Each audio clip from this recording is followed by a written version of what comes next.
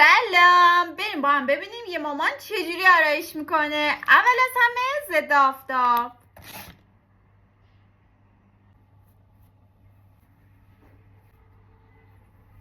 بریم سراغ سایه توناژ قهوه‌ای. اینجوری خطاشو از بین میبرم.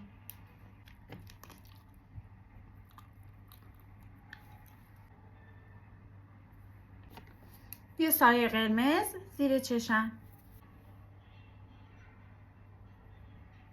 اینو جدید یاد گرفتم. برای ریمل